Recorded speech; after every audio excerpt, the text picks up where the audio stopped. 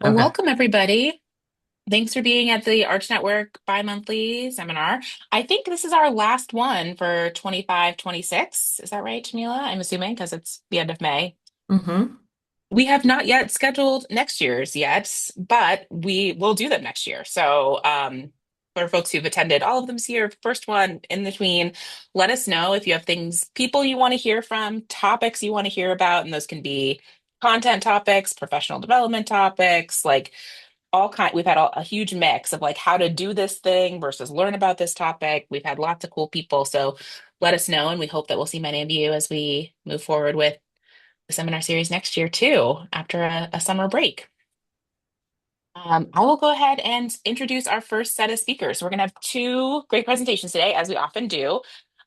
And first, we're going to hear from Jane Dorotik and Devin Shea. I'm sorry, I'm reading from my notes. So Jane is the coordinating leader for the California Coalition for Women Prisoners and an Arch Network executive committee member. And Devin Shea is the deputy director at the UC Berkeley Policy Advocacy Clinic. And they're going to discuss their collaboration across law, research, and advocacy that led to their recent report, No Time to Wait, a case for releasing elders from California's women's prisons. I'll put that in the chat in just a second so folks can check it out.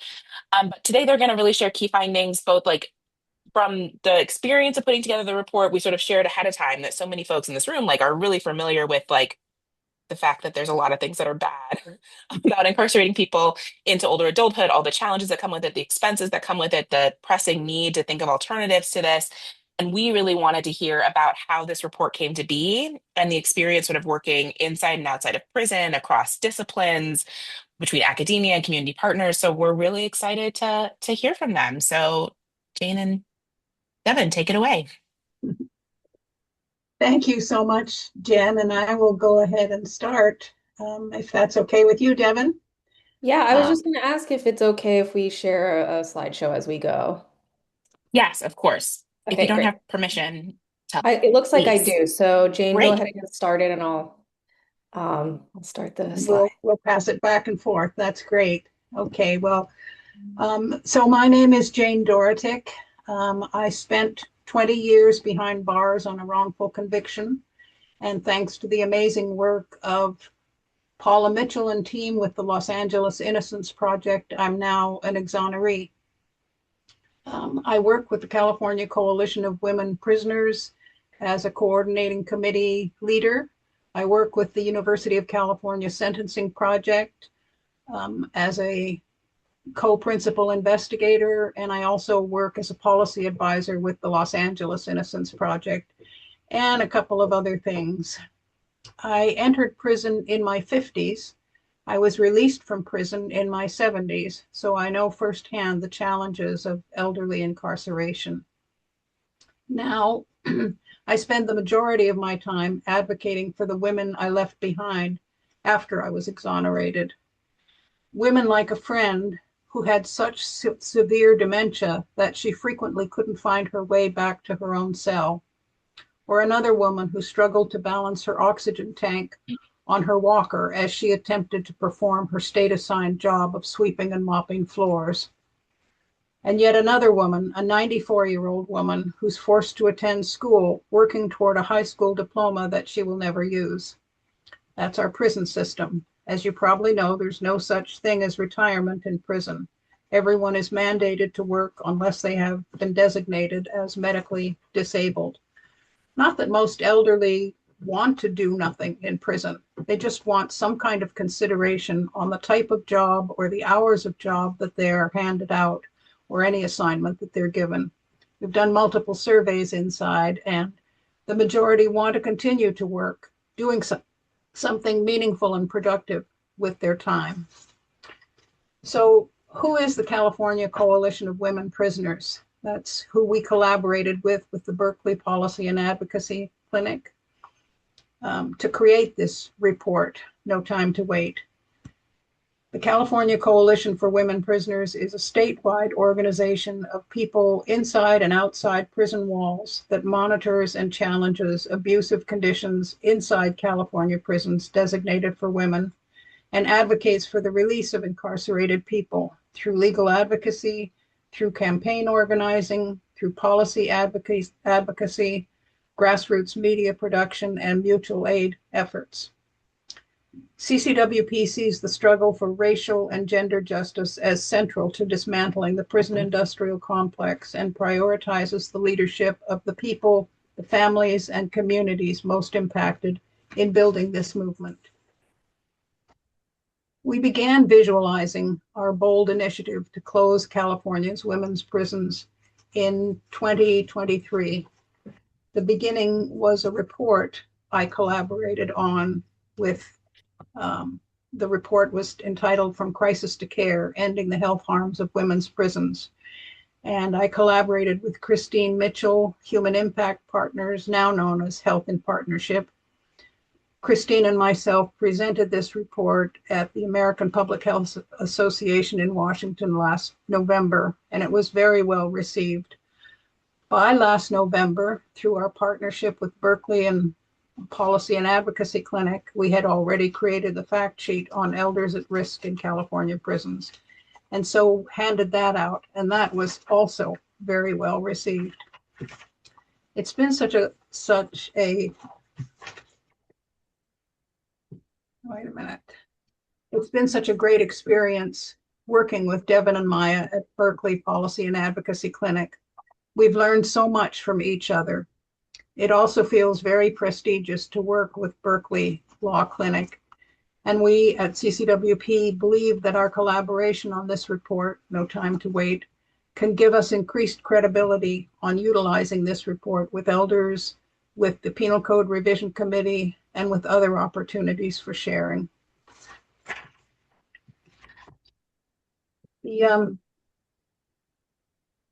California incarcerates 3,600 women in their 2 women's prisons, and 1 in 5 of them are age 50 and older, so about 20%.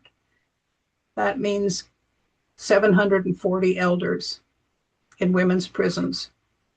We chose 50 because that is the designation for elderly parole, even though California itself designates 55 as elderly in prison. But amongst all the states, 50 is the average. Some states actually use 45. I believe Louisiana is one. Anyway, California spends up to $300 million every year incarcerating these 740 elderly. Incarcerating elders imposes high costs for the state, costs that will only grow as more incarcerated people age in prison. Yet there's no public safety benefit to keeping elders behind bars. Data from the California Department of Corrections and Rehabilitation, and basically all the research you can read, shows that recidivism rates decline with age. This is the safest population to release. With a fiscal deficit and a legal mandate to reduce its prison population, California faces intense pressure to decarcerate. This urgency is compounded by the climate crisis, which has made prison conditions even more dangerous for incarcerated people, especially for elders. California can continue reducing its prison population and carceral expenditures safely and swiftly by prioritizing the release of elderly from prison. One quick fact that really jumped out at me in preparing this report: between the years 2020 and 2024, CDCR paid nearly $9.5 million in compensation to incarcerated elders for work-related injuries. That's how dangerous it is to work in the prison system with no consideration for the fact that the person is elderly. And with that, I'm going to turn it over to Devan, who's going to tell you a little more about our report and how we work together. Thanks so much, Jane. So, we know this audience is already very familiar with this issue, so we decided not to do too much on the report findings, although we very much welcome folks' questions about the report. I just want to highlight a few key findings from the report before we dive into the collaboration. So, the report summarizes the research showing how harmful the conditions of incarceration are on elderly people and focusing on research on elders in women's prisons. We discussed the policy choices in California that led to the over-incarceration of people in women's prisons and estimate the cost, which Jane just highlighted.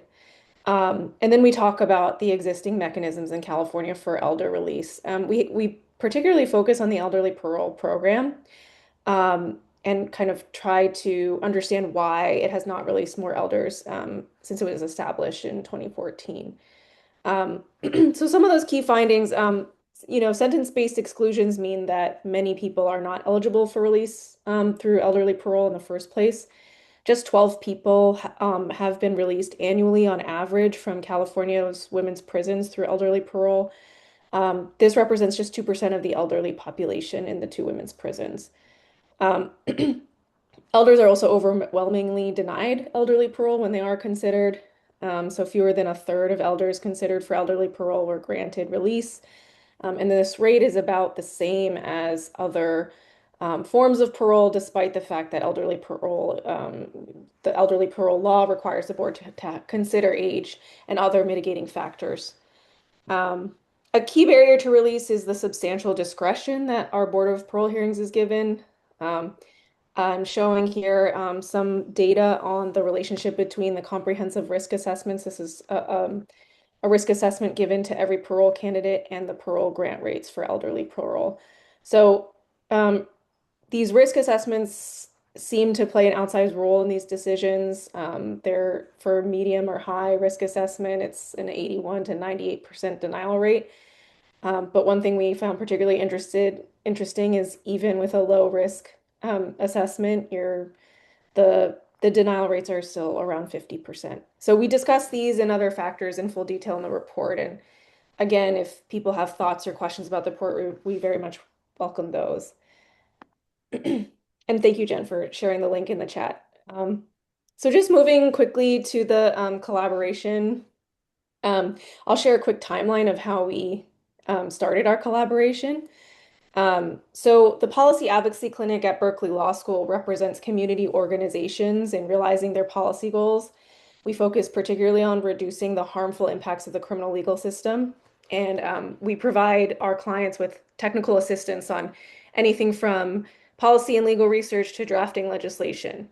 Our faculty is interdisciplinary, so we have both attorneys and policy analysts on our faculty, and our students are also interdisciplinary, coming from both the law school and the graduate public policy school here at Berkeley. So we have long admired CCWP's work, and we reached out to them to see if there is any sort of projects that would make sense to lend our support to. And so we were very excited to hear about CCWP's work on advocating for incarcerated elders. We kind of starting to learn about the issue where we saw that there is a rich social science literature on the unique harms of elder incarceration, but that it would be very fruitful for us to help contribute to that, to what's happening specifically in California and California's women's prison. So we were very excited about that. So it started with two faculty members, myself and Maya Zwerling, working with Jane and other CCWP leaders on a research memo summarizing what we knew and didn't know about elder incarceration in California's women's prisons. Then we brought our students on starting this fall. Fall 2025. What year is it? Um, so the students expanded the research and they worked on drafting the report and they started more robustly engaging with CCWP's incarcerated advocates as well. So our first joint product was a fact sheet. I think Jane mentioned that she brought to last year's APHA conference, and then we published the report. But the students have also worked on drafts of a data dashboard, policy recommendations, and some other advocacy materials that we hope to finalize and release over time as the campaign continues. So the goals of the collaboration ultimately were to produce this co-branded report making the case for elder decarceration. So Jane mentioned that, there's CCWP had a clear strategy around conferring sort of legitimacy on the research findings and through our UC Berkeley brand, and also making use of the resources that we had in the clinic through our students, our faculty, and our access to university resources to help push the research forward. But this collaboration goal really stemmed from CCWP's original vision and strategy, wanting to decarcerate all elders from California women's prisons as um, a strategy and piece of their ultimate vision of closing California's two women's prisons and decarcerating everyone incarcerated there. And then just something about our collaboration model, and I want to mention that PAC is a law clinic, and so we have a particular model that we use, a client-centered lawyering model. Even though we do exclusively non-litigation policy advocacy, we do kind of use that clinic model when we represent our organizational clients. And so we have pretty clear and distinct roles that we outline at the beginning of every engagement. And so for PAC, it's law and public policy students under faculty supervision who conduct research and data analysis. It's CCWP and of course the closure campaign that actually drives the vision and strategy. And so they are telling us what will be useful for us to help contribute to the project. And they're also responsible for ensuring that there's alignment with their ultimate campaign goals. We also were working with CCWP's incarcerated advocates, or the Inside Advocates. These are incarcerated members of CCWP who are already conducting research themselves about the conditions of elder incarceration. And so our students engage with them to share information about conditions and policy impacts, and also for them to provide feedback on the research and the strategy, the project as well. And then I'm going to turn it to Jane to talk a little bit more about the Inside Advocates. Yeah, thank you, Devan. CCWP has long been very invested in developing and supporting inside advocates in the prison system. I know I was a very grateful recipient of that in the years I spent inside, and it offers so many things. Now I go back in as a legal advocate under the attorney with the CCWP and the whole prison visiting team, and we ask or talk with anyone who wants to be visited by any one of us. There's of course pretty much a waiting list to get people on there, but once it's kind of like the USC model for parole support. Once you're a member inside and sort of identified as somebody who wants to meet with CCWP legal advocates, you will be continued on their list and met with on a regular basis, as long as you want that. It's always been, as I said, very important for us to help develop and support, because it really counterbalances the conditions inside. As you are probably well aware, the many people inside see themselves as having no value. The culture is such that the people are dehumanized and demeaned, and that no matter how hard you try and balance against that, it seeps in. And so to be able to meet with people who are saying, we want you to tell us how things are in here, what you think you would like help with, what you would like to do in terms of maybe it's working on some legislation, maybe it's getting other people involved. I know for me, when I was first incarcerated, I knew nothing about the prison system, and the things I learned have been really invaluable to me. I had no idea the whole incredible history of abuse among the women who were incarcerated, and I'm sure you're all very much aware of that. But it's just so difficult, and so uplifting our people inside has been something that's very useful to us and useful to them. The sort of rallying cry is nothing about us without us. And that was very helpful to me while I was inside. And me see. We're also able to communicate with people inside through the email system run by Securus. And it's not exactly like email. It's not exactly immediate, but it's closer, closer than it used to be. And it's very, very helpful. We can send lots of things back and forth, inside and out. And of course, it's all surveilled by the prison system, but that's fine too.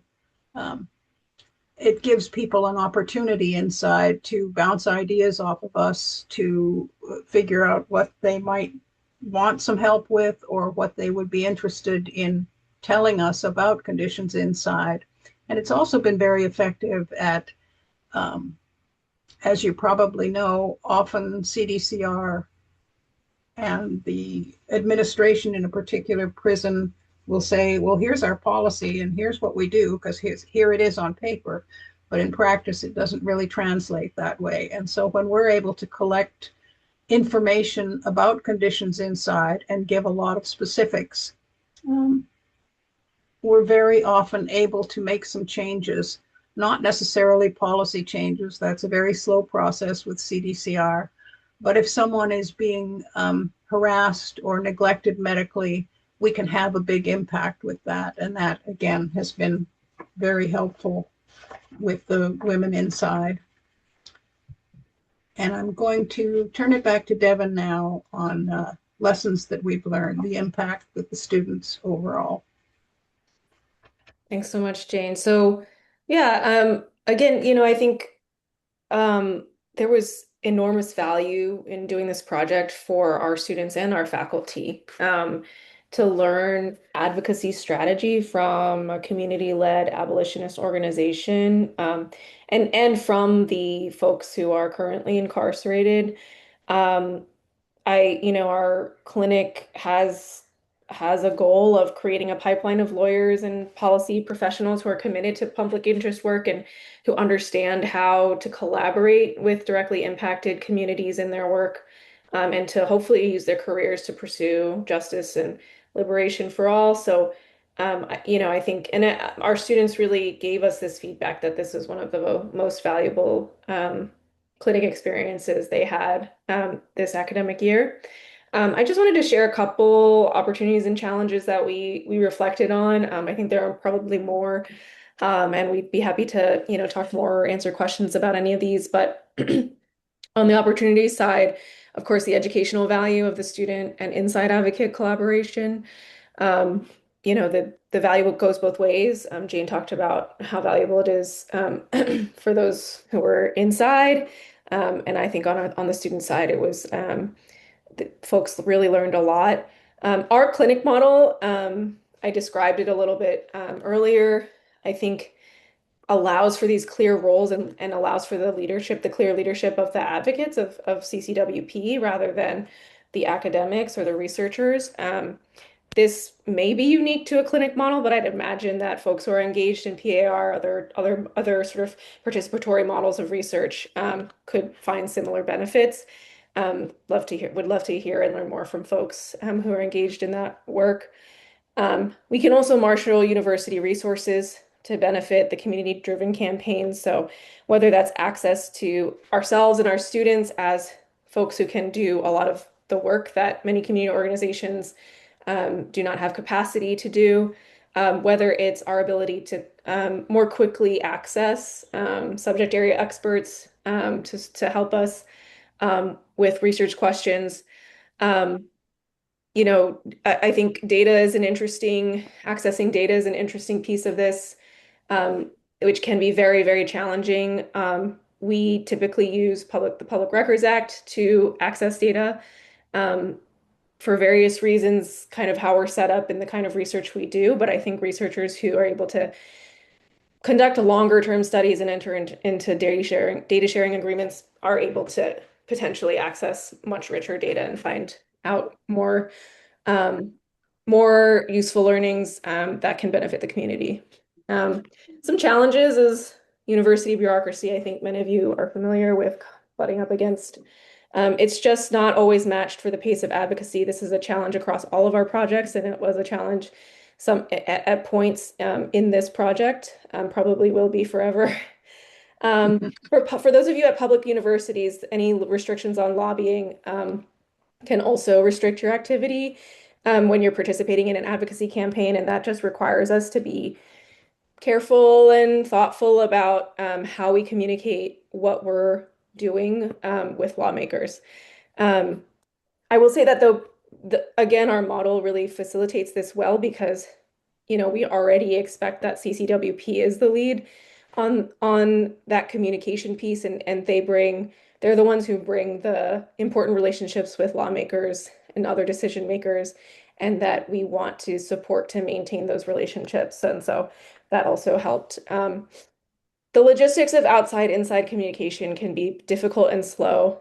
This is true regardless of whether you're an academic researcher or an advocate or a loved one, a family member.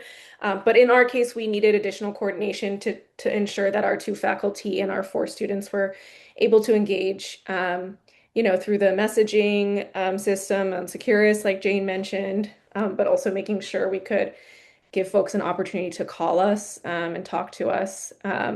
So we actually had students set up at office hours. So there is a set time on Fridays when folks could call in to a set number. We set up one number that everyone was able to call. And so getting feedback on written work product also it just has logistical challenges. It certainly can be done.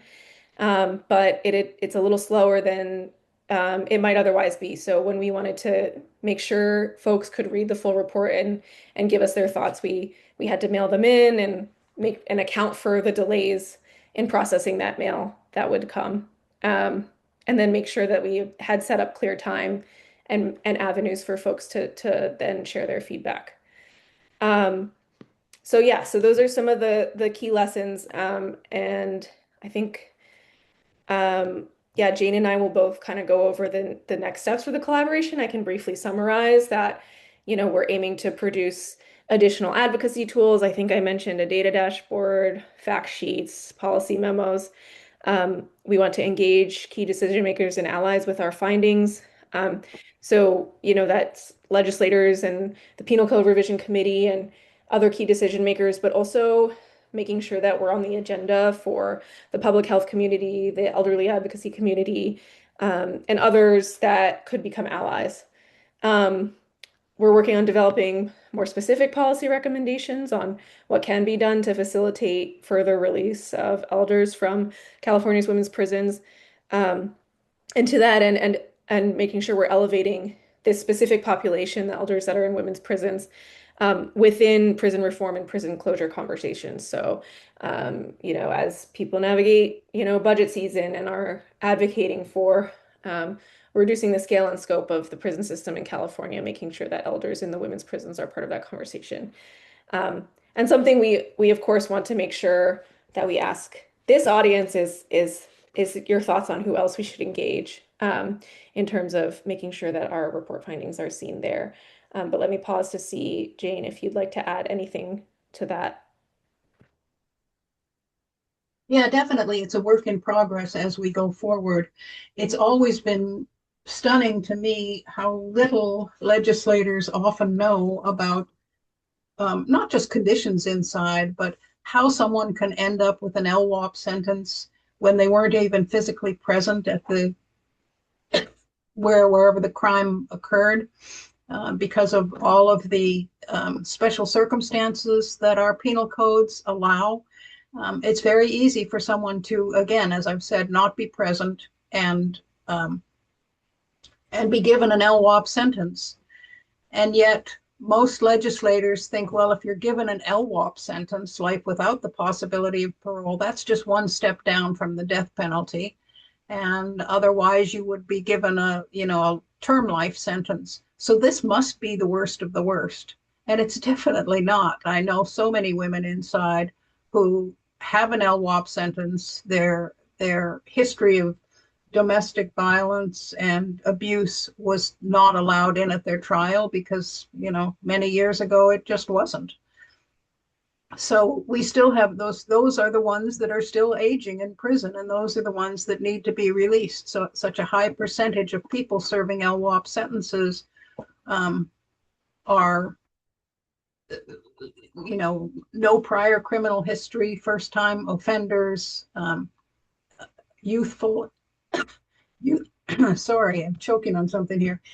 They were youth at the time of their crime, and so educating legislators is a very big part of our next efforts. And it's always helpful to bring a formerly incarcerated person in to give them a little of their to give the legislator a little of the experience that they've seen. I also want to mention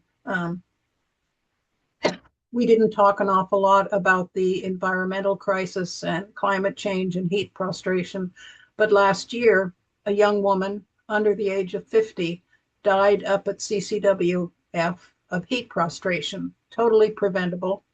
um, was made to stand outside for more than an hour in the med line because that's the way the prison system does it. And she died.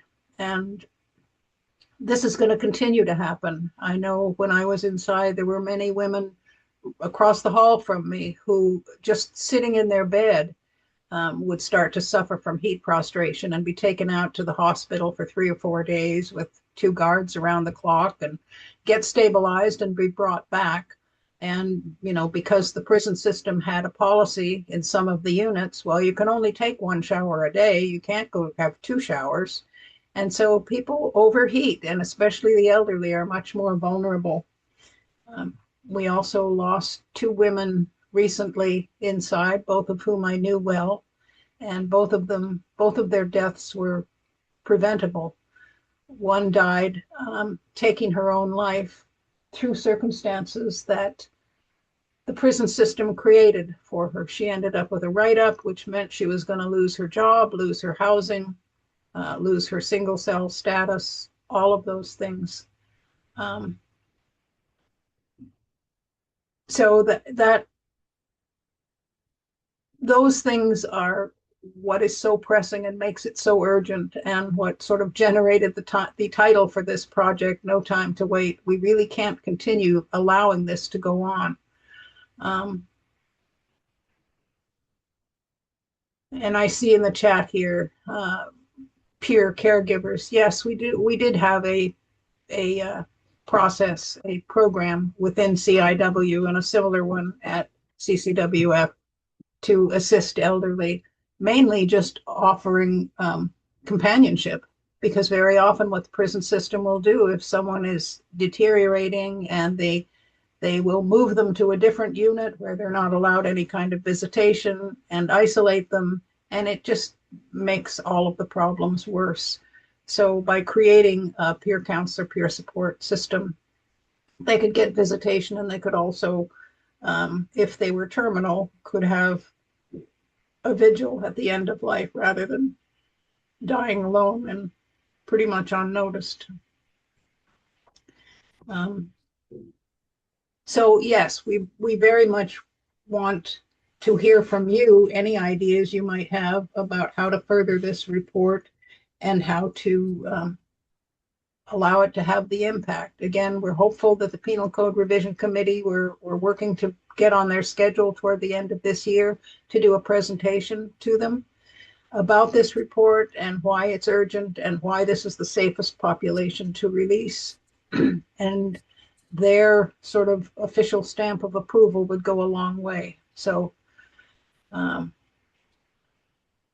Thanks so much, Jane and Devin. This has been fantastic. I know folks, I can like see people's eyes in the background that they're reading the report as we're here. I'm sure people will have many more questions. We do want to open it up if people have questions about the report, about the process, about the organizations. And I didn't say like round of applause as people gather their questions to our speakers. We have about like 8 or 10 minutes so we can take some questions before we go to our next presentation or have more conversation. If folks want to raise a virtual or actual hand, put stuff in the chat. And just while people do that, I will just take the prerogative because I'm talking. This is like I first I just wanted to say thank you for this wonderful report. I think many of us know that, when people think about who's incarcerated, we both don't think about women and we don't think about older adults. So that intersection is not like when people picture incarceration, they're not picturing older women. So it's such an important thing to draw attention to. And as you said, the 700 and some women who are, older adults incarcerated in California, like really telling their stories, it's beautiful and powerful. And I appreciate this work so much. I'm so interested in the model that you have and the way that this came about. And I guess we have many, many researchers in the room. And I sort of have two overlapping questions. One, I'm so curious about, like, I don't know if you can share this, Devin, but about like the funding model for this work. Like, I know that many of us would love to do work that feels like it's directed by our community partners and they can set the priority, but like, how do you make that happen? Is there a sustained funding model that allows you to sort of follow the directions as needs emerge? What does that look like? And then similarly, I'm curious what the opportunities are if somebody on the call has has something that they think would be of interest. Like, should they reach out to CCWP? Should they reach out to you? Are there opportunities for folks to say, hey, I'm doing research on this space related to aging incarceration? Can we collaborate to do some inside outside work on this to think about generating reports? Like, what are the possibilities of making new collaborations? Yeah, definitely welcome everyone to reach out to both myself and Jane, and we can always figure out who the right person to work for, work with is, whether it's both of us or one or the other. In terms of the model, so um, so we have a clinical model, and so we enter into a lawyer-client relationship with our community organizations. This allows us to provide the services at the direction of the client. And we have sort of in terms of the model, at least in UC Berkeley Law's clinics, we have some core funding from the law school to support the work of the clinics. We raise the rest of the money ourselves from institutional funders. And these are particularly from funders that do fund advocacy. I know that's difficult. That's a tricky space in philanthropy, but that do fund advocacy or at least fund policy research work. So I'd imagine I'm not very familiar with the funding landscape for folks who are doing scientific research, social science research. I'd imagine that's quite different. Not great at the Although moment. some of the Yeah. same funders actually, yeah. Probably they have, so that's kind of how we are able to do what we do, and it also helps us with the lobbying restrictions. We don't engage in lobbying, but we do help our clients take positions on issues, I'm not sure, if folks have come up against difficulties in their work outside of that kind of model. So yeah, but happy to talk more about that if helpful. Awesome.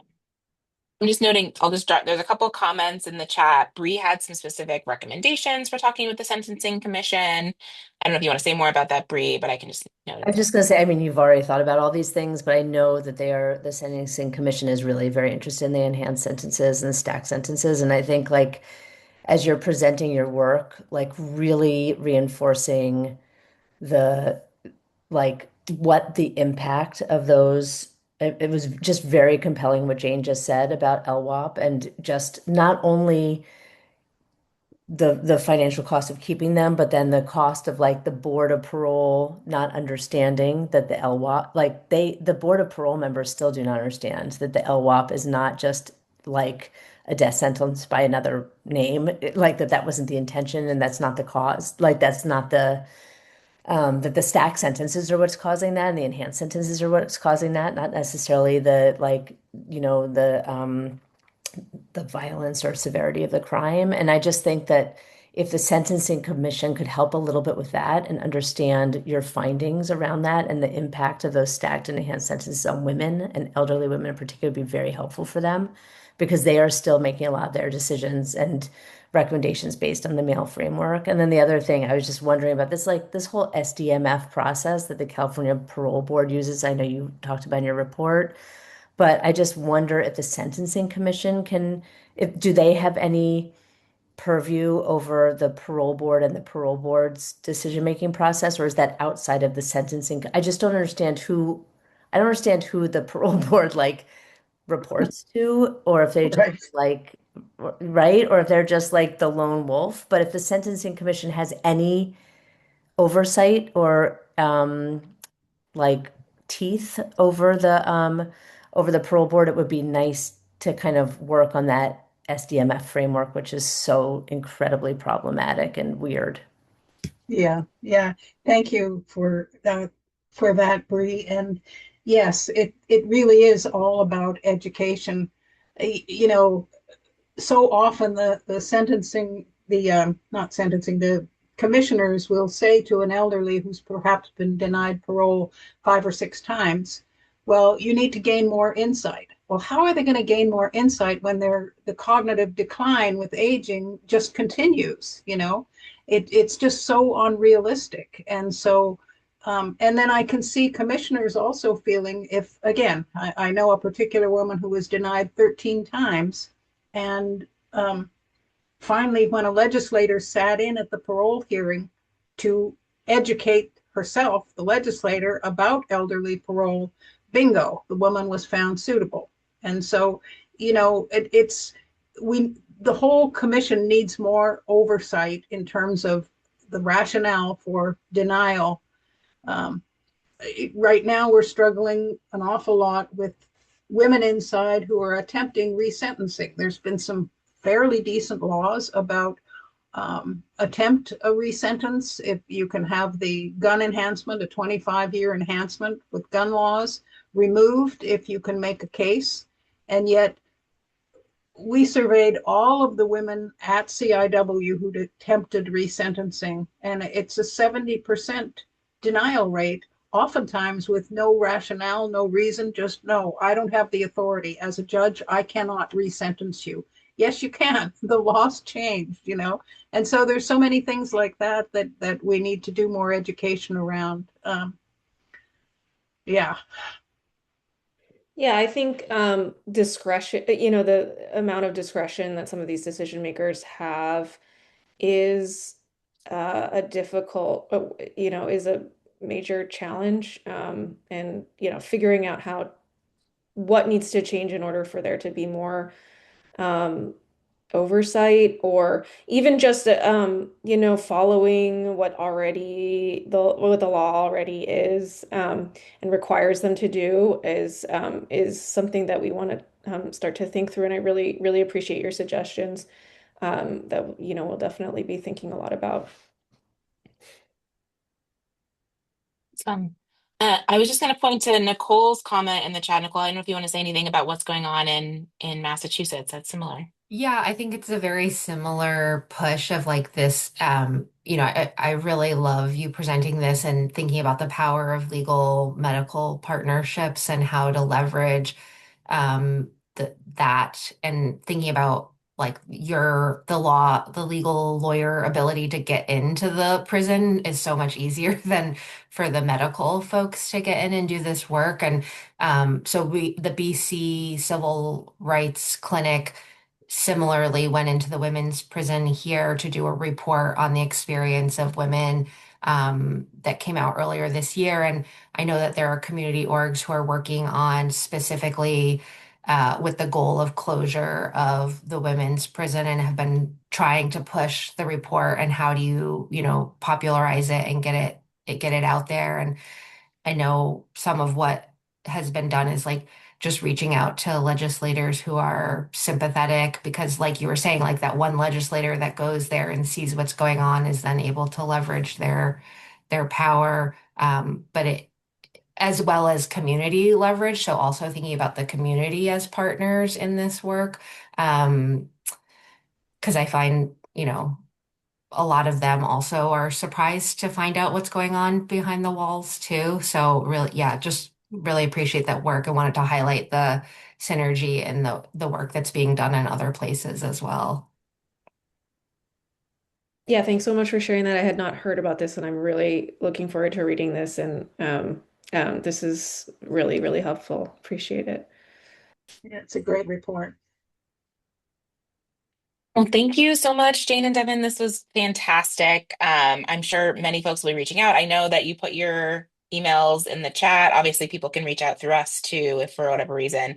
And then similarly, like if you see names on the call that you like recognize from your research, there's people you want to be in touch with, like direct message them or go through us. I know people would love to be in touch. So excited to continue finding ways to collaborate.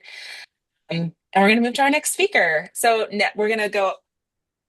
I'm like transitioning. This is me transitioning. So I'm really excited for our next speaker as well. So Kenzie Latham Mintus, I have is a sociologist, as I am. So I'm very excited. I love when we have other sociologists in the room. Associate professor of sociology at Indiana University.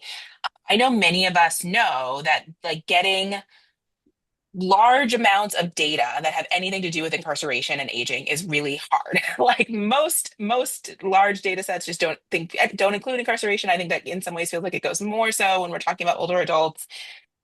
And Kenzie has done some amazing work using existing data sets. And today is going to talk about aging with incarceration histories, insights from the health and retirement study. So I'm excited for you to share more. And I'll put your bio in the chat, but I just wanted to highlight that Kenzie was elected as a fellow of the Gerontological Society and has served on editorial boards for lots of big journals: Journal of Gerontology, Social Science, Journal of Aging and Health, Journal of Family Issues, PLOS One. So it was a great resource for those looking to publish, especially in gerontological and social science spaces. So we're really lucky to have you, and welcome. Thank you so much. I do have some slides to share, but first, I just feel like I need to preface, because for me, this is actually a new area of inquiry, and I've been very fortunate to collaborate with some wonderful colleagues who I've leaned on quite a bit, but I also am very interested in hearing from you all who I consider the experts. Traditionally or conventionally, like my areas of research have been health, aging, and disability, with a focus on how our physical and social environments can support healthy aging. So I do think aging with incarceration histories is kind of a natural extension, because I am concerned about how these prior life experiences, and including the physical environments that we associate with incarceration, and then the kind of social ramifications of having experienced incarceration earlier in your life course have on the health of people. So that is kind of my little spiel before we get into it. Let me find mine.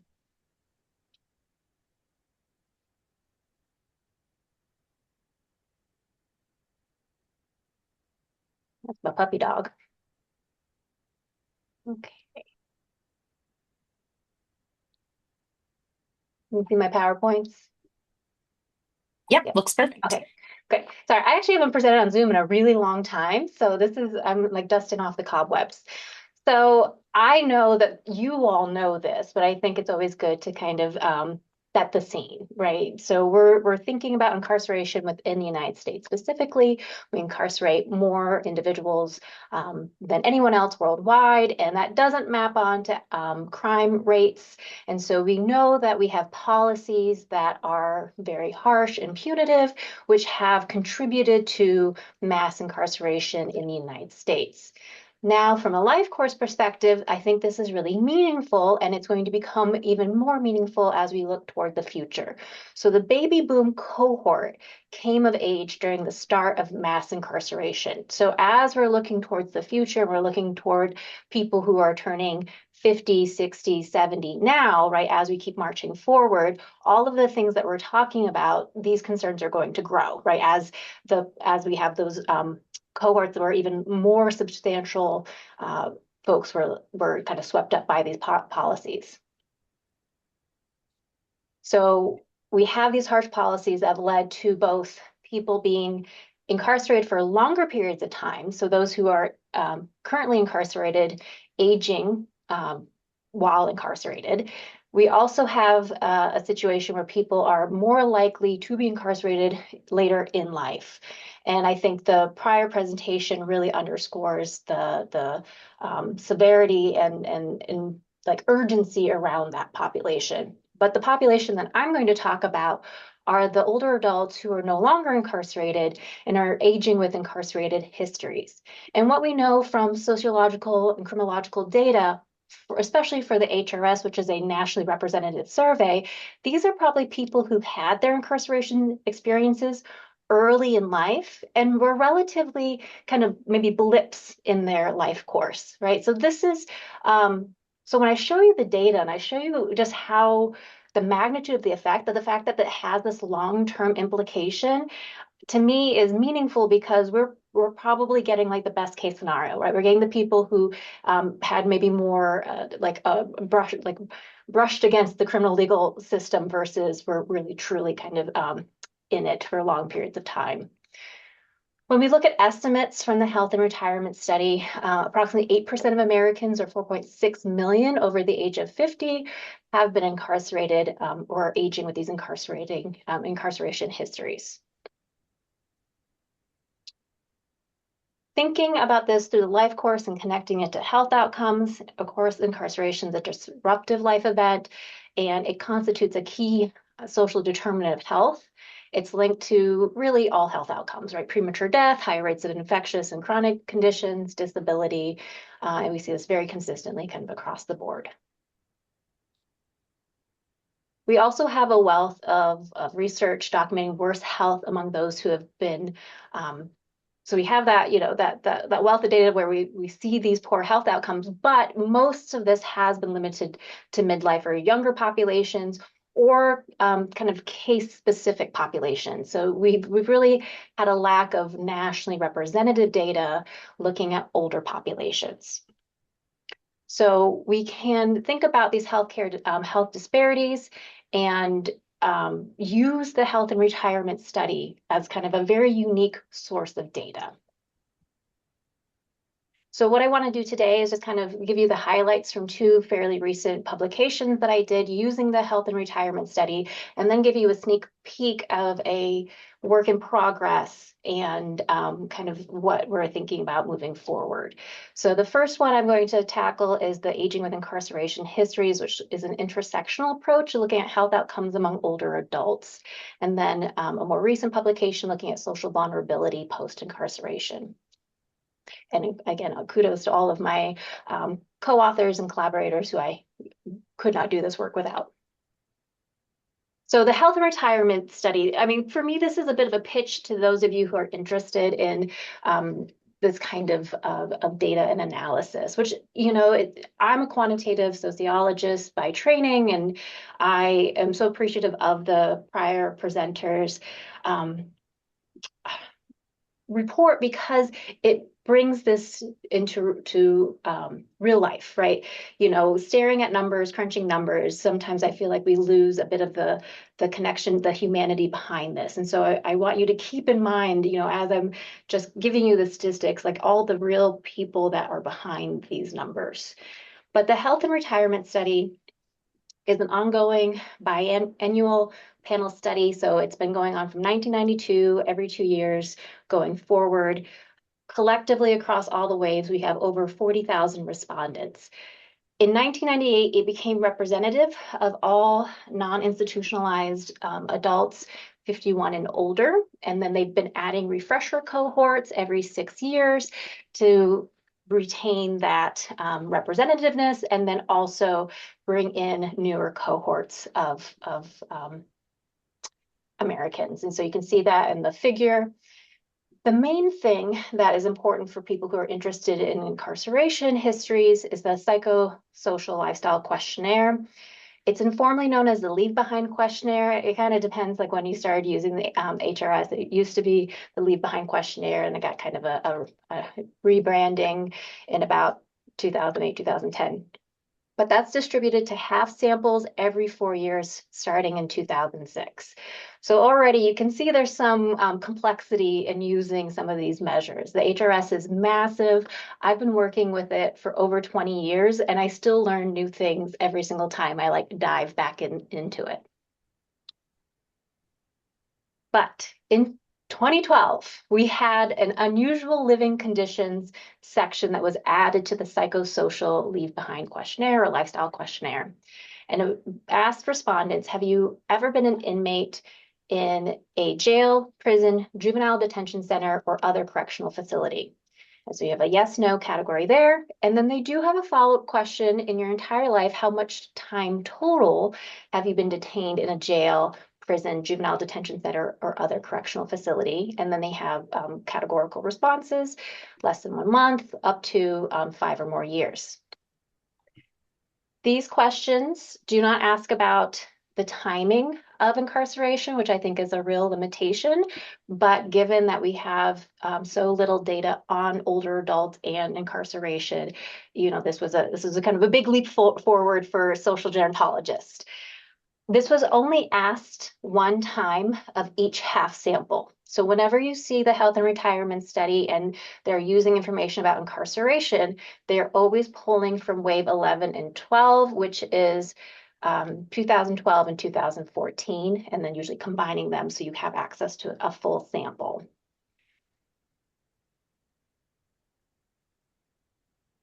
So taking that information from the health and retirement study, this specific study, we wanted to look at health outcomes and health disparities, and we wanted to take an intersectional approach. One of the things that motivated this particular paper was understanding gender inequality when it came to incarceration experiences. So we knew from other studies that women disproportionately experience health declines after incarceration. But again, much of that previous work was in younger populations. Why do we see this difference, even though or despite men being incarcerated at higher rates? Why is it that women are receiving kind of greater health penalties? I mean, part of this is because of the fact that prisons have been male oriented, that services, as threadbare as they may be, right, have not been tailored to the needs of women. And reentry might contribute to worse health outcomes because, again, these have not traditionally been tailored to women's experiences, as women have been kind of seen as an invisible population. And also, formerly incarcerated women may experience more stigma because it's a less normative experience. But if we're talking about inequality and incarceration experiences, we have to bring structural racism into the conversation. And people of color, particularly Black Americans, are incarcerated at much higher rates than white Americans. And then when we look specifically among women, Black women are incarcerated at nearly double the rate of white women. And so formerly incarcerated people of color have fewer economic opportunities and may experience another, additional set of greater stigma compared with their formerly incarcerated white individuals. So we wanted to understand the intersection of race and gender in relation to health outcomes among older adults. Now, one of the things that is challenging with the HRS is while they have, it's a large data set by really any measure, there's still relatively few cases or observations of women who have been incarcerated, right? So we are kind of confined when it comes to our intersectional analyses. And so we had to make a dichotomous variable for race and ethnicity. So we basically had people of color versus white, which is unfortunate, but just kind of the nature of quantitative analyses. What our hypotheses were for this study was essentially that formerly incarcerated old adults would have worse health. And when we say health, there was two measures that we used as kind of very broad general proxies for mental health and physical health. So we looked at number of depressive symptoms and number of physical limitations or functional limitations. We anticipated that formerly incarcerated women would have worse health compared to formerly incarcerated men and incarcerated women and men. And then non-incarcerated women and men, and formerly incarcerated women of color would have the worst health profiles out of any of the groups of interest. And so here we have our sample descriptive statistics. For the sake of time, I'm not going to linger on this, but just to show you again, here's what the race and ethnicity looks like when broken out into the kind of more traditional categories within the HRS. And then we had created that dichotomous variable of person of color for our analyses. This graph is essentially the age-adjusted marginal means of the number of depressive symptoms. And so you can see that formerly incarcerated women of color had the most depressive symptoms out of any other group. And you have, women having higher numbers of depressive symptoms, and then the risk of depressive symptoms declines across the privileged statuses. And then you see the same thing for men. We see an identical pattern when it comes to physical limitations, right? I just switched the graph. You can barely tell the difference. We're on a fairly similar scale even, so slightly larger. But I guess if you don't work with physical limitations, having an average of 4.5 physical limitations out of 9 possible, that's a very heavy physical or functional health burden. That is an impairment level that is really going to affect someone's quality of life and the need for care. And so I do want to try to put this in human terms, not just the statistical terms, that not only do we see these kind of expected patterns, but it is a meaningful difference in how the amount of mental health and amount of physical impairment burden that these individuals are experiencing. And then, so those were just age adjusted. This is the multivariable, more kind of conventional type of analyses that also test specifically if there's an interaction. And what we see is that, yes, there's a greater health penalty for women specifically in the sample, and that includes when we control for kind of all the usual suspects there. And then we stratified the model for women and men, and then we did another interaction looking at our kind of race and ethnicity variable, person of color, and we had evidence of moderation for depressive symptoms. So we have that very kind of empirical evidence of an additional mental health penalty among formerly incarcerated older women of color, and the same for men when it came to mental health. So generally, we found broad support for our hypothesis. We saw these differences in health outcomes for mental and physical health based off of incarceration status. And again, the HRS is not going to be able to get the people who are at the fringes of our society. These are people who have lived to the age of 50 or older, who are participating in a national survey. And while the HRS and the University of Michigan are well equipped and the experts in finding people and creating representative samples, we know in practice that it's still going to miss the most vulnerable in our society. When we assessed the age-adjusted patterns, we did see those profiles where older women of color were more likely to have depressive symptoms and physical limitations, and that was true for out of any of the group membership. And then we had the evidence of moderation, so a more formal test of whether there was a health penalty associated with gender and race and ethnicity. And we were able to see that. I did want to give the caveat, right? Even if with the physical limitations, we didn't see evidence of significance with our interaction term or moderation, but just given the additive effects of both race and gender, we still see that outsized effect that still older women of color were the ones being most affected by physical limitation. So what are the limitations here? This is going to be true for a lot of the studies using the HRS. We don't know the timing of incarceration. When I first worked on this paper, we talked about the long arm of incarceration. We wanted this really strong life course story, and the reviewers came back and they're like, you can't prove that. You can't justify that. So we had to back off of that. But I still think what we do know about incarceration experiences that most of the people in the sample experienced it earlier in life, and we're still picking up these health inequalities later in life. And then while we have duration information, It's pretty spotty. There's a lot of missing data, and then specifically for the women in the sample, many of them did not have anything over a year. And so you didn't have, there wasn't enough variance to really, include that information in this study. And so I think that also is meaningful, right? We're seeing the magnitude of that effect of how much women are being affected by prior incarceration experiences, yet most of them are not reporting having been incarcerated for a long period of time.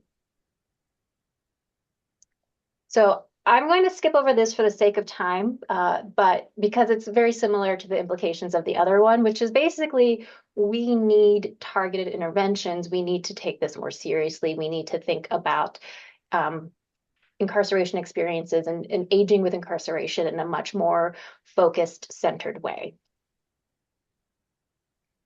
Okay, so this one's a bit newer, and it is not directly measuring health outcomes, but something that is a very, very strong determinant of health outcomes, which is social isolation, integration, and loneliness. And so we know from prior research that older adults are at increased risk of social isolation. And this has a lot to do with just kind of life course processes like retirement, bereavement, declining health, reduced mobility. But formerly incarcerated individuals may face unique barriers because of social stigma and marginalization, poor physical, mental, and cognitive health, and fewer economic opportunities.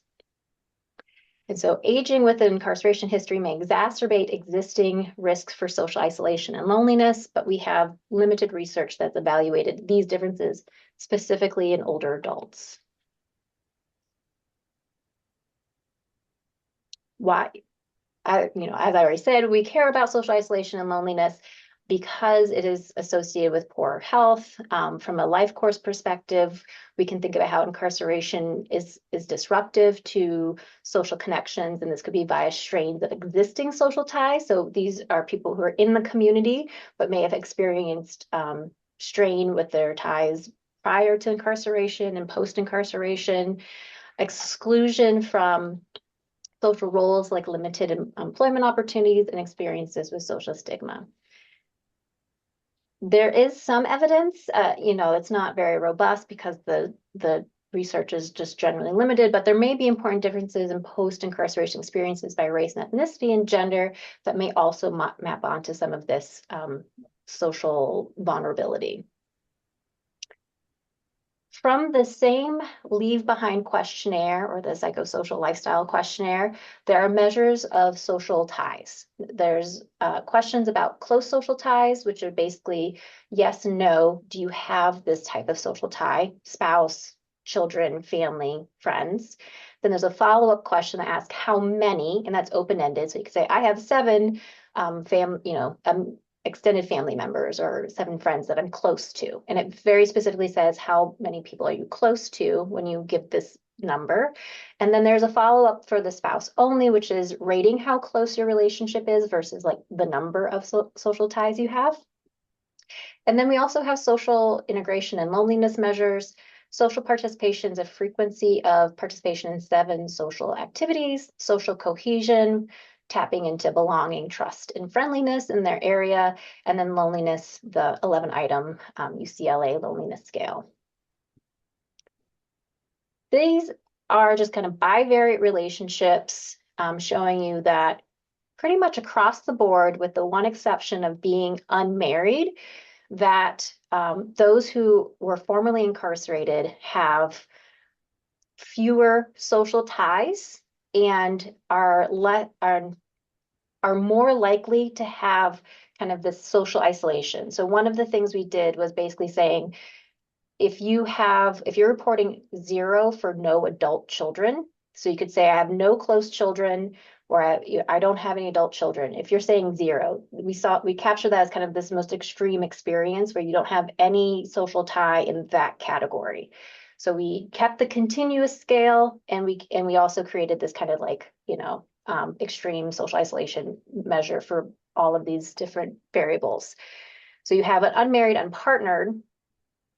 ratings of spousal closeness. This is the only thing that's going in the positive direction. I'll show you that in a second. And the number of close children versus no close children. So that's kind of the pattern there. And then we have number of close friends, social participation, low social participation. For these measures that are looking at not the numbers of ties, but they have the scales. Basically, low was just one standard deviation below the mean. And so we have low participation, low cohesion, and high loneliness, right? So trying to kind of get everything to move in the same direction with the exception of our closeness for spouses. So a lot of numbers. I know I'm just throwing so many numbers this evening. Well, afternoon for most of you, evening for me.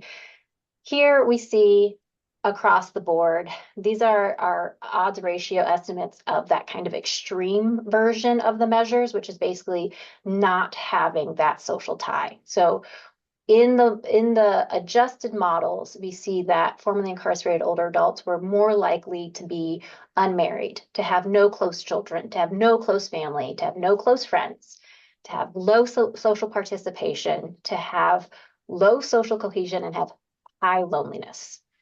And then the spousal ratings is the only thing that kind of goes in the opposite direction, where among those who were married, they had lower ratings of being close to their spouse.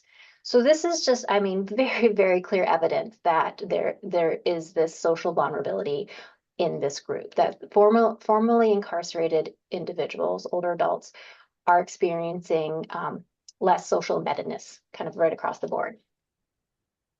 And then we take the same measures and we just kind of retained the continuous version. And so we just look at the numbers of these things, and we see the same thing, right? So we have fewer number of close children, close family, and close friends. And then we have the social participation, social cohesion, and loneliness. The loneliness one is the one that I want to highlight because when we looked at this, only income outperformed incarceration as a predictor of loneliness. So of all the measures that were capturing social vulnerability, loneliness was the one where we had these like really large kind of magnitude of effects. And I think that's really telling. You know, you can have social ties and be lonely. And so I think if you just focus on social ties, you actually miss part of the story, the experience of being an older adult who at some point, who knows when, but most likely earlier in your life course, experienced incarceration. We looked at these the interactions. We didn't have really broad support that there was gender and race moderation, but there were 3 exceptions. So a little bit of caveat because we did a lot of interaction tests, but what we did see is that formerly incarcerated men were more likely to report having no close children. White formerly incarcerated individuals were more likely to report being unmarried or unpartnered, and white formerly incarcerated individuals were more likely to report low levels of social participation. So there's some indication that for white formerly incarcerated individuals that there might be some lack of social connection that we're not seeing necessarily for non-white or people of color in the sample. So the big takeaway here is that we are able to kind of demonstrate, I think, pretty compellingly that we have smaller social networks, high levels of loneliness, low levels of social integration, and we know that these are going to contribute to health and care disparities among older adults who have been formerly incarcerated. And so I think both the prior study and this study really kind of call for this need for targeted types of interventions and social services, and especially, you know, thinking about ways of bolstering social connection among those who are aging with incarceration histories. Okay, so those are 2 things in the past that have been published. We are working on a data resource profile that's being led by my collaborator, Sam Van Vliet, where we are trying to basically convey all this information about the HRS so that other folks can use it, so they can kind of walk into this area of research and know a lot about what the HRS can and cannot do. One of the things that we pulled together, right, we're not the only people working in this area. We have other people who are using the HRS to show these to show different experiences among those aging with incarceration histories. What we clearly see from this table is that whatever we have measured so far, we see disparities, right? We see inequality. So for those who are aging with incarceration histories, they are experiencing worse health, mental health, cognitive health. They are more food insecure. They have less healthcare access. They're experiencing more pain, less access to hospice and palliative care. It just, it paints a very clear picture about this like perpetuation of inequality in our society. So I want to make sure we have time for questions and answers, but we are continuing this work. We're working on this data resource profile with the HRS specifically, and then our next goal is to start combining and finding other data sets that will allow us to look at aging and life course processes in relation to incarceration. So we have identified a handful, but if you know some hidden gems, and you want to throw that in the chat about where are some data sets that are overlooked that do include this information so that we can compile that and make that also a resource in the future. Okay, thanks. Thank you so much. That was wonderful. And I think you gave us a perfect place to start as data sets you should be thinking about. Lisa, I saw you came off mute. Did you want to jump in? So yes, thank you so much, Kenzie. This is great. I'm very, very interested in this topic, and I'd love to, talk to you in topic meaning I'm an epidemiologist, so quantitative researcher. So excited for others that use large data sets to evaluate some of these questions. So would love to talk to you offline about your work too.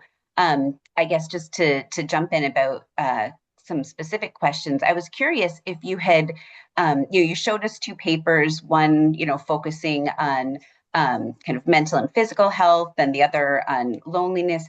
Did you happen to put those two together at all? Because I noticed with your, the second one that you were showing us, depression and physical activity or comorbidity weren't included. And so I was just wondering if you could comment on your thoughts about how they all might fit together. Yeah, I mean, I feel like that needs to be like a formal mediation analysis, which we did not do. I'm pretty sure in the social vulnerability paper, we adjusted for it as a sensitivity analysis, health as, and it didn't, everything persisted essentially. So, I do think this is something I think is needed, but I find it really challenging. I don't think I'm supposed to say this as a social scientist, but one of the things with the HRS data is we don't have a lot of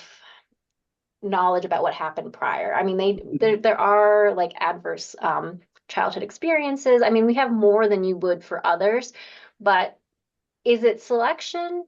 Is it, a direct or indirect effect? At some level, I don't care, because what we see are the people now who are experiencing these health and healthcare disparities.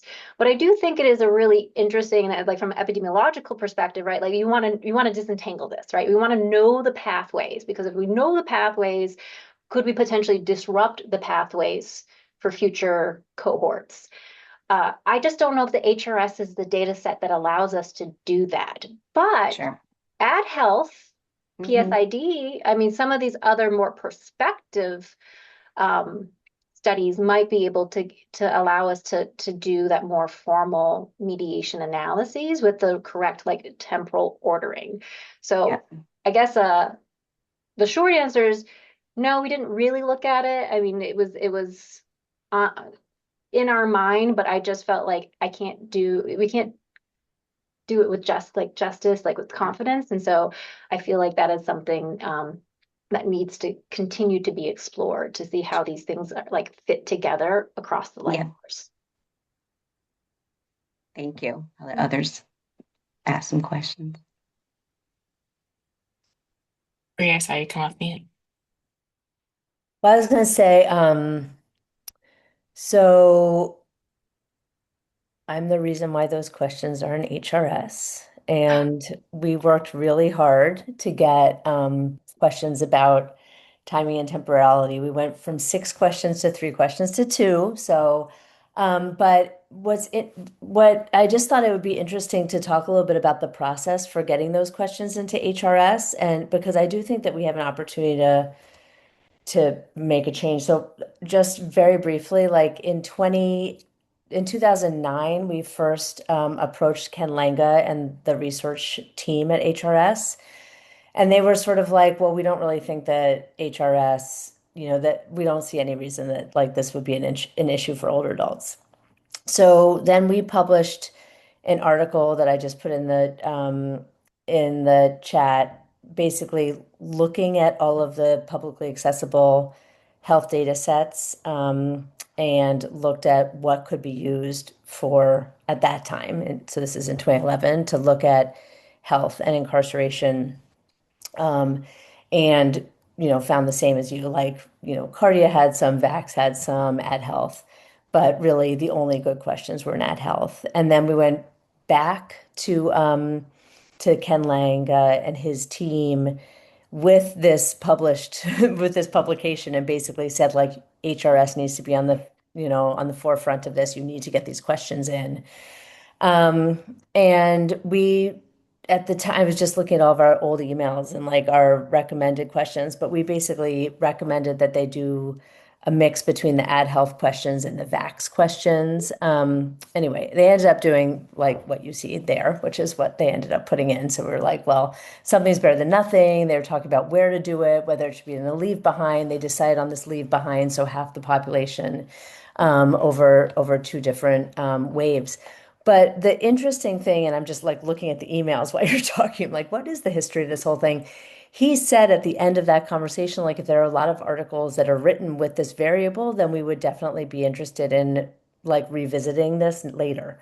And so I think the what you're putting together with all the articles that have been published with these data and with these data elements, I think it's worth going back to. I don't even know if Ken Langa still runs HRS or if it's other people now, but I think that we could go back to him and say, this is what we found. This is the limitations because we do not have like temporality, when the person was incarcerated, when they were released, and how much time they actually did. And I think we could actually convince him to, or convince his group with that information to add more questions. Again, the problem always is like we put in the questions in 2011 and like you can't really do anything with them for 10 years, but dial it forward, suddenly it's 10, 15 years later and people are publishing on it. So anyway, it's just a thought of something that our network could do. I think particularly if you're collecting these studies, then I think it would be very easy to revisit these conversations. Yeah, this is great. I've always wondered about kind of the lore behind these questions because in social gerontology, we have basically built out the knowledge that we have on only the HRS, and that's very limiting. And so now we are getting to the point where some of the prospective studies that started in younger ages are those people are aging into older ages, and we can see things there, but I would love that because I do think like there are very interesting and important questions that we just cannot answer because we don't have the temporality. Jessica Fall just became the PI on the HRS like as of this year. So I have some some connection, I guess, just through the University of Michigan, some connections there. But I would love to like reapproach because I think that there's a really good a wealth of information that is coming out of there, but all of it's going to have the same Limitation. limitations. Yep, Yeah. exactly. Cool. Well, let us know if you need any Yeah. help from us.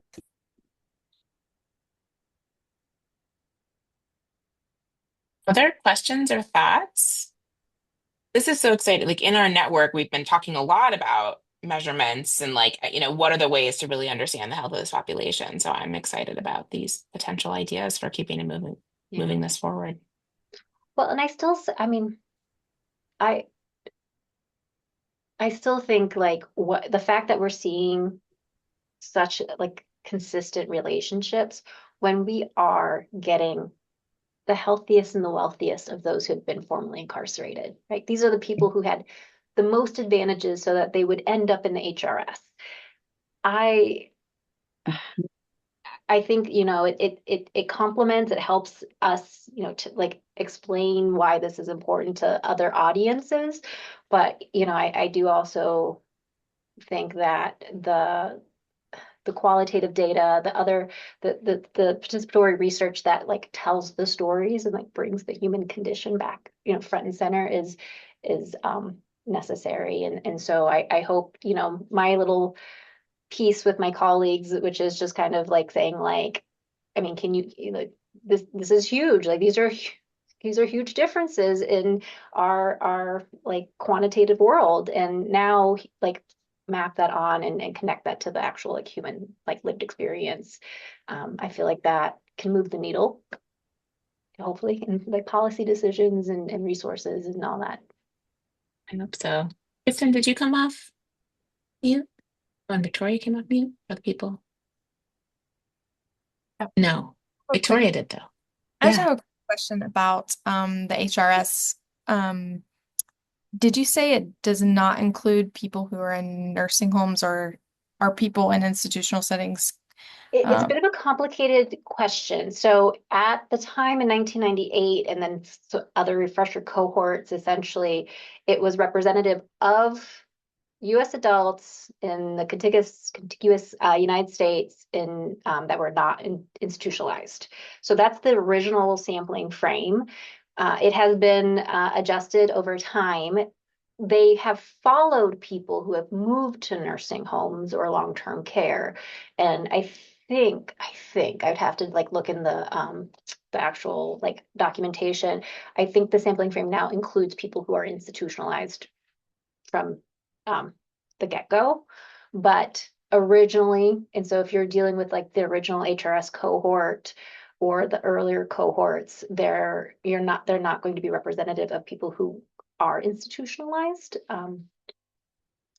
So does that help? Yeah, does that answer your question? It's like everything with HRS. I guess all of the panel, like really, really long ongoing panel studies, right? They're all have a quite a bit of complexity because of, how do you handle the attrition over time and that kind of thing. Well, this has been fantastic. We're at time, so I want to respect folks' time. Thank you so much to all of our speakers. This has been wonderful. I feel like we got the whole methodological spectrum, which is great. And thanks everybody for a great year of Arch Network activities. And there'll be newsletters, you'll hear from us, and then we'll see you for seminars starting again in the fall. Thank you so much, everybody. Thank you.